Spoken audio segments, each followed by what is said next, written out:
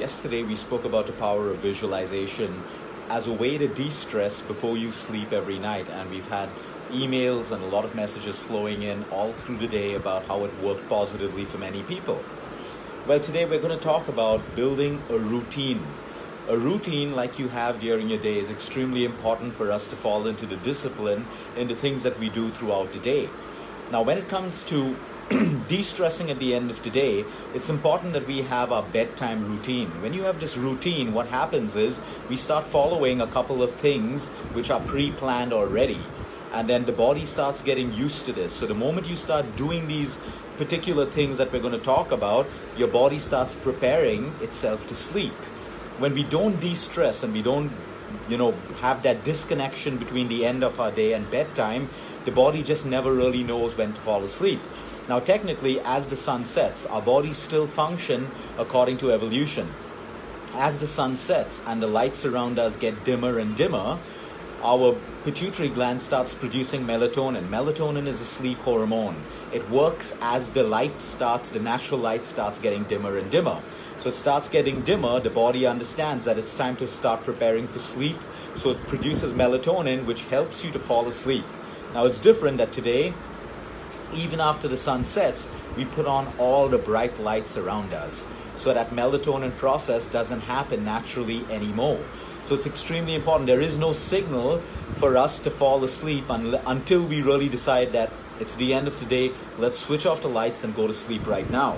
So the importance of having a routine so that our body and our mind gets used to the process that, okay, the routine has started, which means the human body is preparing to sleep, is very effective for you to create that disconnection and have a good night of sleep. So what kind of routine can you have? Maybe an hour before bed, that's the time your going to bed routine should start. Now, there are many, many things that you can do. And definitely one of them does not include looking at your cell phone, looking at your iPad, electronic gadgets, which basically counter the production of melatonin because of the bright pixelated light.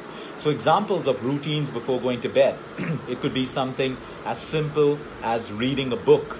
We're not talking about looking at your work emails because you're still not disconnecting. We're talking about something that you enjoy doing, which is put into a routine to separate you from your day and your bedtime. So for some people, it could be really reading a book. For some people, it could be conversation with your spouse, with your children, with your partner, with a friend, talking about your day, just talking about anything other than just work.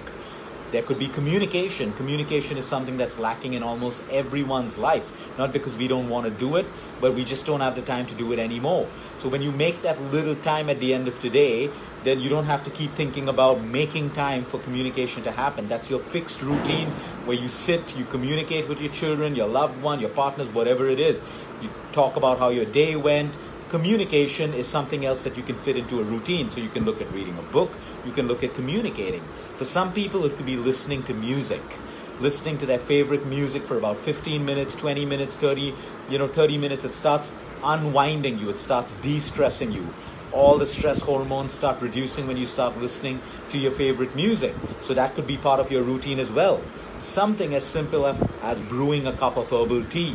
You could be doing a ginger tea, a peppermint tea, a chamomile tea, which helps you sleep, a normal spice tea with nutmeg, which also helps you induce sleep.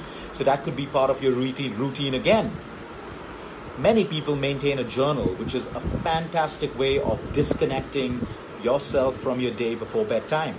In this journal, you can write about your day, you can write about the good things that happen, you can offer gratitude, you can think of 10 things that you're grateful for, you can plan your day for the next day. It's always nice to make a to-do list of what you want to do the next day. So you're basically taking out all the chaos and what you need to do the next day out of your mind and putting it onto a piece of paper. You're structuring everything that's in your mind on a piece of paper. So you wake up to something that you can start your day with, a to-do list. So then you're not worried about forgetting things that you have to do, forgetting about people that you have to call or emails that you have to answer. A journal could be as simple as that. You could be just reflecting on your day, a chance to offer gratitude, a chance to set your intentions for the next day. You can pray, you can meditate. Some people do pranayama before they sleep. You can do left nostril breathing. All I'm trying to say is have a routine.